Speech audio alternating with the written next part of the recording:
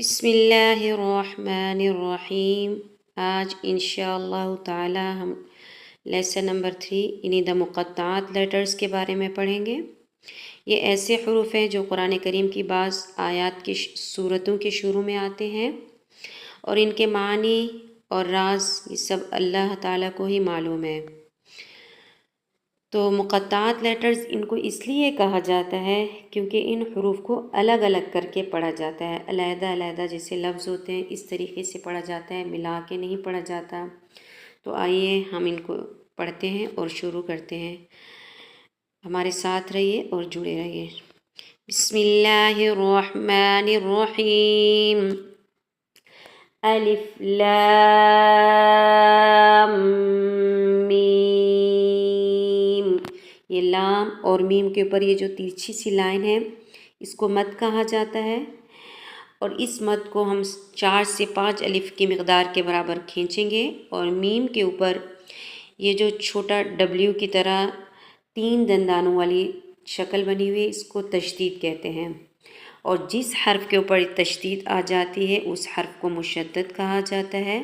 مشدد حرف کا اصول یہ ہے کہ اس کو ہم 2 مرتبہ پڑھتے ہیں، ایک مرتبہ پہلے والے حرف سے ملا کے، اور ایک مرتبہ جس حرف کے اوپر یہ تشدید ہوتی ہے اس کو یہ آپس میں مل کے مشدد حرف پڑھا جاتا ہے، اور مشدد حرف کے اوپر ہمیشہ غنہ ہوتا ہے۔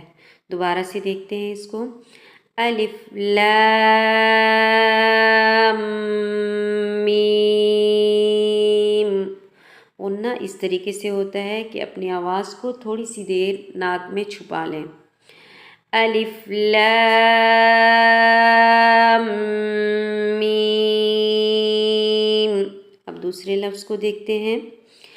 الف لام میم صاد۔ لام میم صاد تینوں کے اوپر مد ہے، ان حروف کو 4 سے 5 الف کی مقدار کے برابر کھینچیں گے۔ تیسرا لفظ دیکھتے ہیں۔ الف لام را۔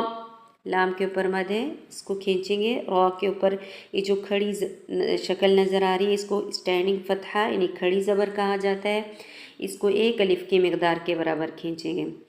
الف لام را۔ چوتھا حرف ہے الف لام میم را۔ میم کے اوپر تشدید ہے، یہاں غنہ کے ساتھ اس کو پڑھیں گے۔ را کے اوپر کھڑا زبر ہے یعنی اسٹینڈنگ فتحہ، اس کو 1 الف کی مقدار کے برابر کھینچیں گے۔ نیکسٹ لائن کی طرف آتے ہیں۔ کاف ہا یا عین صاد۔ کاف کے اوپر کھڑی زبر ہے، اس کو 4 سے 5 الف کی مقدار کے برابر کھینچیں گے۔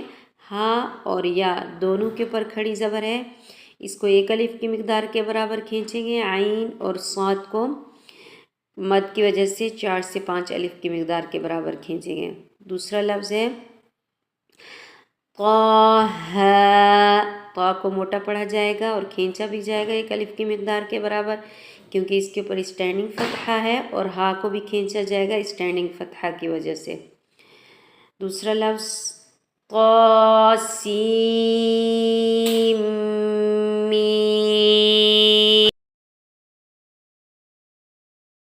تو یہاں طا کے اوپر کھڑی زبر ہے، اس کو کھینچیں گے۔ سین اور میم، سین اور میم دونوں کے اوپر مد ہے تو اس کو بھی کھینچیں گے 4 سے 5 الف کی مقدار کے برابر۔ میم کے اوپر تشدید ہے، یہاں غنہ کیا جائے گا۔ Next line طاسین۔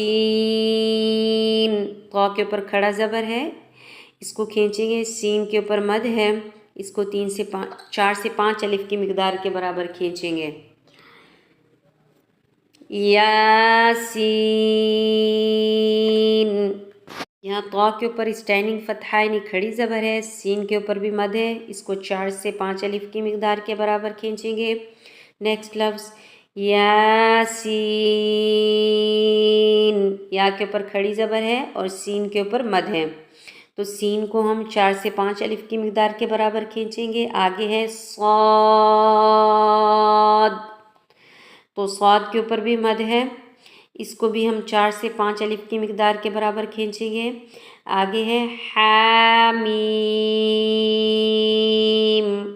ہا کے اوپر کھڑی زبر ہے، اس کو کھینچیں گے، اور میم کے اوپر مد ہے، اس کو 4 سے 5 الف کی مقدار کے برابر کھینچا جائے گا۔ نیکسٹ لفظ ہے حامیم، اس کو بھی کھینچیں گے میم کو۔ آگے عین سین قاف، تو عین سین اور قاف یہاں بھی مد ہے، اس کو بھی 4 سے 5 الف کی مقدار کے برابر کھینچیں گے اور قاف کو موٹا پڑھا جائے گا۔ آگے ہے قاف، تو اس کو بھی ہم 4 سے 5 الف کی مقدار کے برابر کھینچیں گے۔ آگے آخری لفظ جو ہے وہ ہے نون،